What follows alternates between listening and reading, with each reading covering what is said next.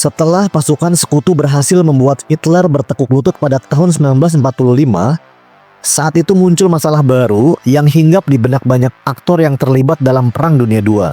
Khususnya mereka-mereka yang berada dalam kubu pemenang perang. Amerika Serikat, Inggris, Prancis, dan Uni Soviet merupakan aktor-aktor penting yang berada dalam blok pemenang saat itu. Mereka telah berhasil mencegah ekspansi dan ambisi Hitler di Eropa semakin lebih jauh dengan mengalahkannya melalui kemenangan meyakinkan. Mereka juga berhasil membuat Jepang, negara aliansi Jerman, menyerah tanpa syarat untuk menancapkan dominasinya di belahan bumi Asia dan Pasifik.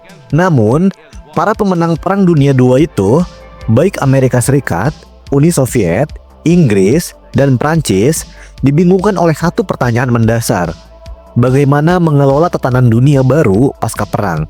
Pertanyaan ini penting, sebab siapapun yang merasakan kejamnya perang, pedihnya kematian para kawan sejawat dan keluarga, membangun dunia pasca perang merupakan perkara yang rumit dan sulit. Mereka bingung, akan dibawa dan dibentuk seperti apa tatanan internasional setelah Jerman dan sekutu fasisnya kalah dalam perang. Persoalannya amat fundamental.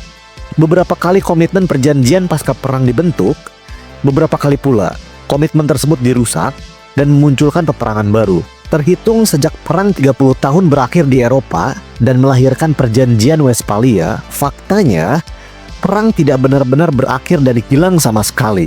Komitmen pasca perang tidak sesederhana membalikan telapak tangan yang hanya berhenti dan diakhiri dengan penandatanganan kesepakatan setelahnya.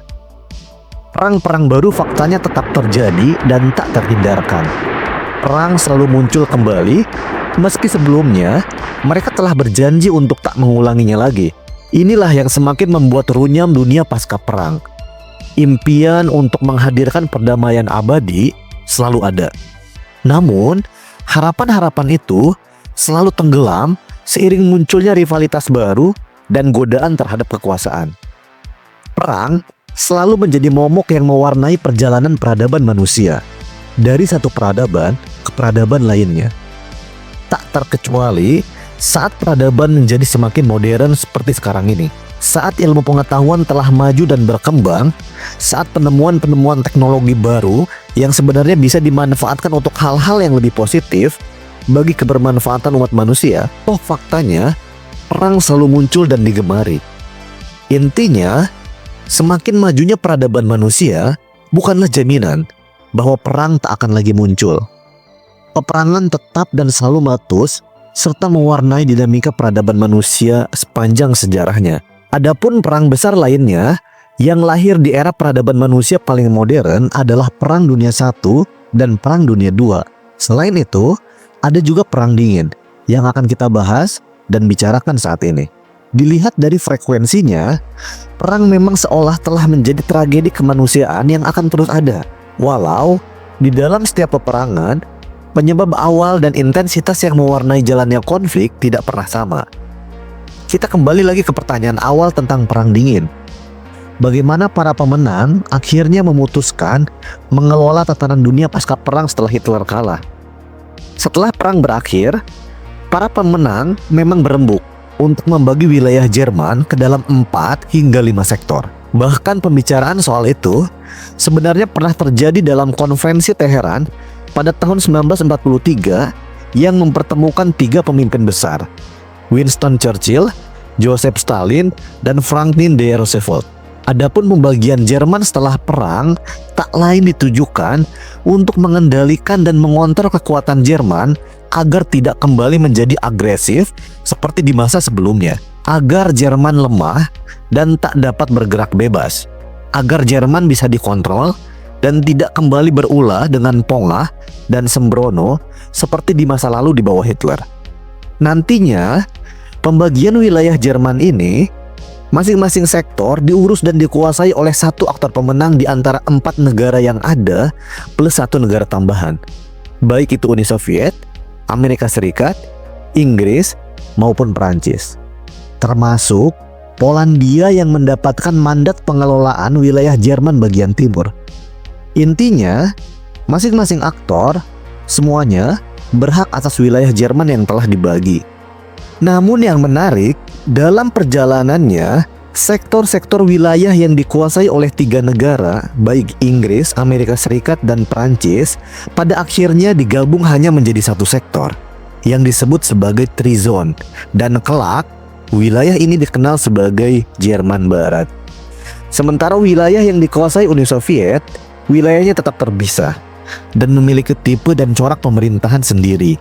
Wilayah ini nantinya disebut sebagai Jerman Timur.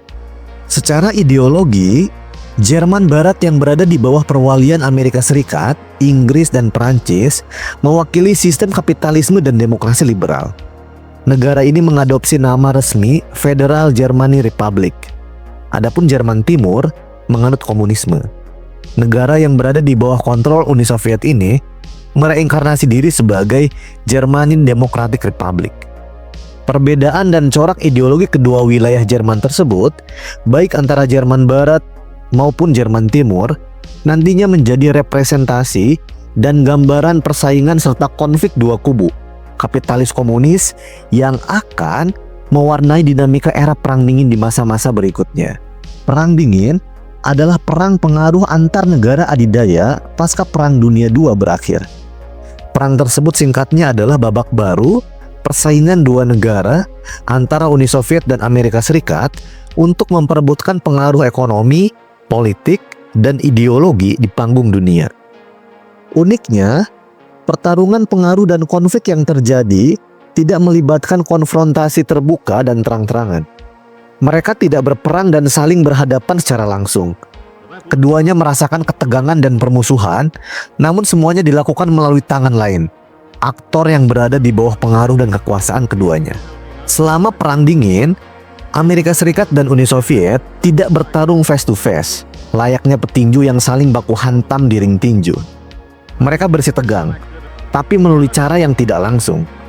Mereka terlibat perebutan pengaruh di banyak tempat dengan mendukung basis-basis kelompok yang sesuai ideologinya untuk menancapkan hegemoni kekuasaan di berbagai wilayah di dunia itu. Konflik antar negara adidaya tersebut diantaranya terekam dalam banyak peperangan. Salah satunya adalah Perang Sipil di Yunani, Perang Sipil di Cina, Perang di Semenanjung Korea, dan Perang Vietnam. Baik Amerika Serikat maupun Uni Soviet banyak membantu jalannya peperangan tersebut dan memiliki andil besar dalam berbagai bentuk bantuan terhadap kelompok sekutu mereka masing-masing. Tapi hebatnya, meski Amerika Serikat maupun Uni Soviet banyak berperan dalam pendanaan, bala bantuan tentara, dan persenjataan di berbagai front, namun friksi mereka tidak pernah meluas dan semakin parah. Konflik tersebut tidak membuat mereka saling serang ke wilayah masing-masing. Keduanya tidak kehilangan akal untuk terseret masuk ke dalam perang berdarah di antara mereka secara langsung. Dan satu hal yang pasti, di masa Perang Dingin, kata Walt, suhu rivalitas tidak berubah menjadi semakin panas. Level suhu konflik dapat terus dikendalikan di level yang dingin. Artinya, kedua aktor bisa sama-sama saling mengontrol untuk tidak terlibat konfrontasi langsung dan melancarkan perang terbuka di wilayahnya sendiri-sendiri. Adapun alasan yang paling rasional dalam pengendalian eskalasi itu adalah karena keberadaan senjata nuklir yang dimiliki keduanya. Senjata nuklir adalah faktor utama mengapa Perang Dingin tetap bertahan menjadi dingin dan tak berubah berkecamuk menjadi perang panas. Logika di balik itu semua sebab kedua aktor ini sama-sama paham bahwa jika mereka terlibat perang langsung, bukan tidak mungkin hal tersebut akan menyulut perang nuklir yang lebih mematikan. Dan jika memang perang nuklir tidak terhindarkan, maka keduanya berpotensi hancur lebur disapu bom paling luar biasa di abad modern itu. Keduanya akan sama-sama musnah lantaran tidak ada pertahanan paling perkasa di hadapan bom nuklir itu sendiri. Makanya, masing-masing pihak sama-sama saling menahan diri.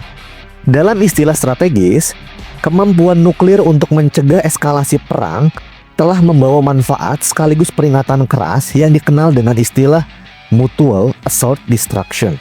Artinya, saat satu aktor melancarkan nuklir, maka bukan tidak mungkin pihak lain akan membalasnya.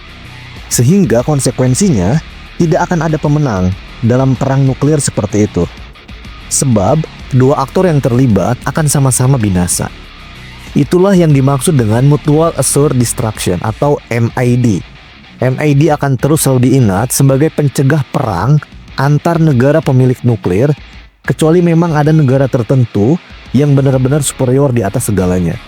Kemampuan nuklir dan kepastian yang dimiliki senjata tersebut untuk membinasakan dan meluhlantahkan lawan, faktanya memang telah berperan dalam mencegah perang berkecamuk ke level yang lebih panas di antara Amerika Serikat dan Uni Soviet.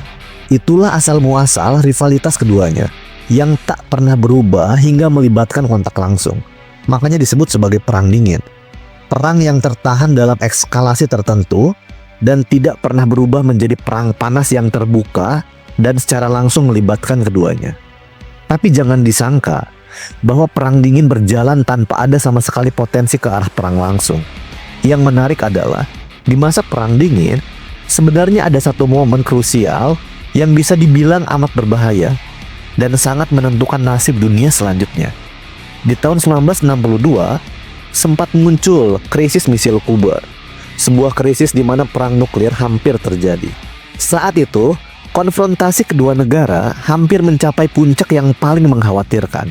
Musababnya, Kuba sebagai sekutu Soviet mengalami gejolak dan perselisihan dengan Amerika Serikat setelah Fidel Castro mengambil alih kepemimpinan di negara tersebut.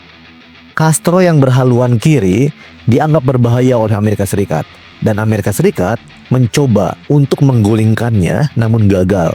Sebagai respon atas ketegangan tersebut, Uni Soviet di bawah Khrushchev akhirnya memutuskan untuk membantu Kuba dengan menaruh nuklir di negara itu sebagai antisipasi sekaligus sebagai dukungan moral terhadap sekutu ideologisnya tersebut.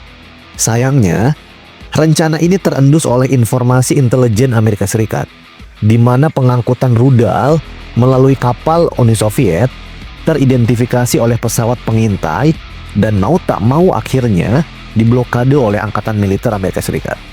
Di tengah ketegangan tersebut, terjadilah pembicaraan yang tidak biasa dan menegangkan di antara kedua negara. Alhasil, setelah dimediasi oleh Perserikatan Bangsa-Bangsa, keduanya sepakat untuk menghentikan ketegangan tersebut, untuk menghentikan krisis tersebut, dengan sama-sama memutuskan bahwa Uni Soviet tidak akan menaruh rudalnya di Kuba, dan Amerika Serikat diharuskan untuk mencopot rudal nuklirnya yang ada di Turki. Ketegangan akhirnya berakhir, dan ancaman nuklir yang berada di depan mata akhirnya dapat diselesaikan. See you later.